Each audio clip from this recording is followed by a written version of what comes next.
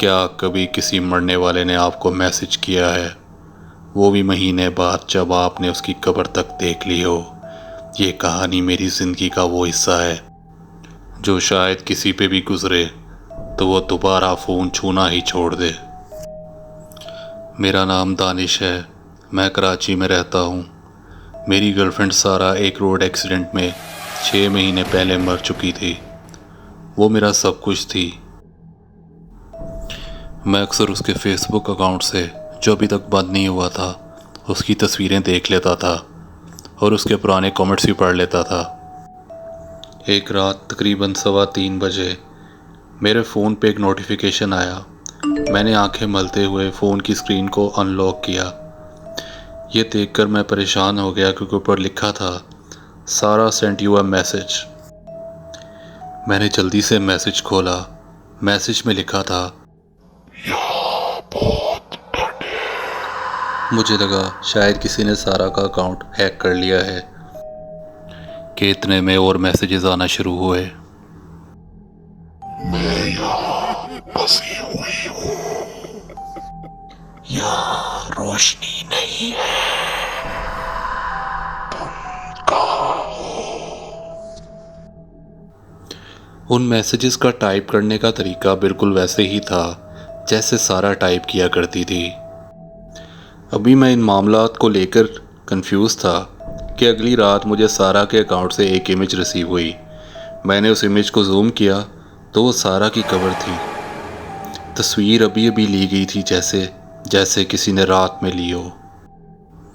फिर एक और तस्वीर आई। उस तस्वीर को तो देखकर जैसे मेरे पैरों तले ज़मीन निकल गई। वो मेरे घर के लॉन्च की तस्वीर थी। वही पर्दे, वही लैंप, लेकिन एंगल ऐसे था जैसे किसी ने मेरे घर के अंदर घुसकर ये तस्वीर ली हो। अगली सुबह फेसबुक पे मैंने देखा सारा का प्रोफाइल एक्टिव था।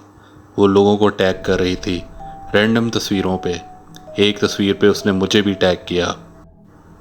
मैं हैरान था क्योंकि वो तस्वीर मेरे घर के बाहर की थी और उस पे मैसेज लिखा था, मैं तुमसे मिलने आ रही हूँ।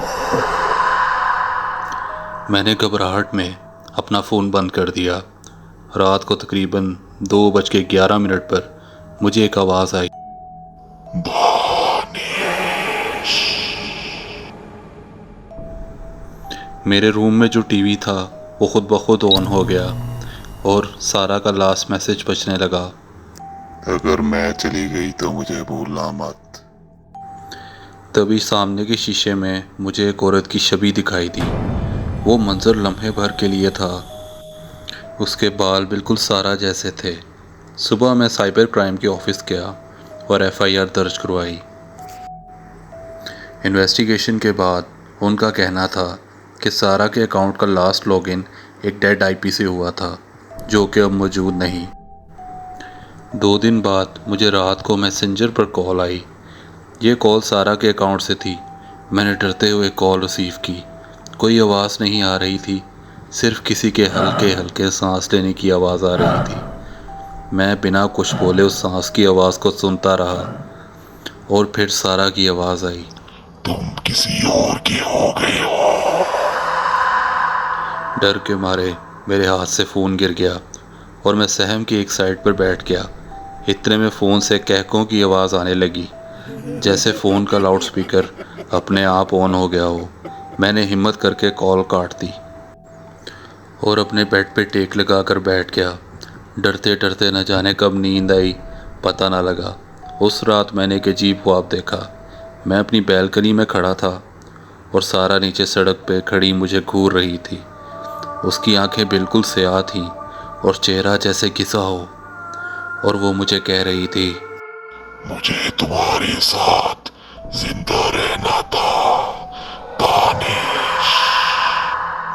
सुबह उठते ही मैंने सारा के अकाउंट को परमानेंटली ब्लॉक कर दिया और उससे जुड़ा सब कुछ डिलीट कर दिया। तकरीबन 40 दिन तक कोई मैसेज या कॉल मुझे नहीं आई। फिर एक दिन एक नए अकाउंट सारा द रियल वन से मुझे मैसेज आया, मेरा अकाउंट ब्लॉक करने से कोई फायदा नहीं। उस मैसेज के साथ नीचे एक तस्वीर अटैच थी। मैं सो रहा हूँ लेकिन फ़ोटो लेने का एंगल सीलिंग फ़ैन के ऊपर से था, जिस तरह किसी ने फ़ैन के ऊपर से फ़ोटो ली हो। कहीं आपके पास्ट में भी कोई ऐसा इंसान तो नहीं जो आपकी स्क्रीन के उस पार से वापस आना चाहता हो। अपना इनबॉक्स चेक कीजिए, शायद उसका मैसेज ऑलरेडी आया हो।